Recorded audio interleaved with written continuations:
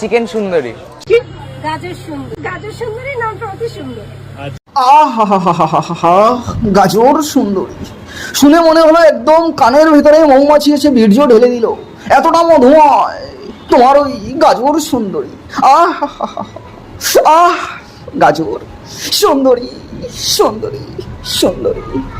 সঙ্গে গাজর সুন্দরী রয়েছে। গাজর কি? গাজর সুন্দরী। গাজর কি সুন্দরী, মূলো কি সুন্দরী, বেগুন কি সুন্দরী, পটল কি সুন্দরী, ঝিঙে কি সুন্দরী, লাউ কি সুন্দরী, মূলো কি সুন্দরী।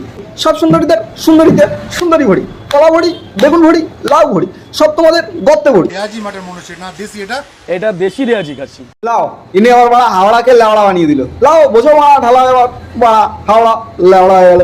দেশি রিয়াজি বাড়া, দেশি রিয়াজি বাড়া। দেখো রিয়াজি বলতে আমি যেটা বুঝি, ও তাই দেখি তুমি কি বোঝো রেয়াজি বলতে, তুমি কি বোঝো দেখি শোনাও। প্রত্যেকটা খাসি রেয়াজ যেগুলোর গায়ে চর্বিটা একটু বেশি হয় সেটাকেই রেয়াজি বলা হয়।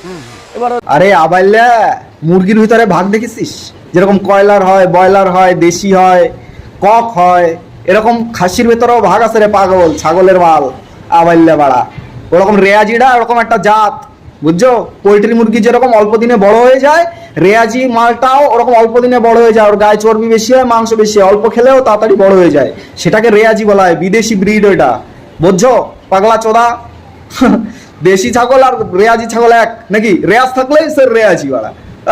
দেশি মুরগি পোলট্রি হয়ে গেছে বাড়া, দেশি মুরগি ওর গায়ে একটু মাংস হয়ে গেছে, পোলট্রি হয়ে গেছে বাড়া, কম দামে বিক্রি হবে নাকি? বাল ছেড়নি বিরিয়ানির দোকান নিয়ে বসেও বাড়া রেয়াজি কোনটা খাসি কোনটা বাড়া দেশি খাসি কোনটা কি মাল সেই চাটি বোঝে না। ম্যাক্সিমাম বিরিয়ানির দোকানদার একখানকির ছেলে ও মশলা কোনো কিছুর নাম জানে না। শুনে রাখো, কোনো কিচ্ছুর নাম জানে না, কোনো বোধা কোনো।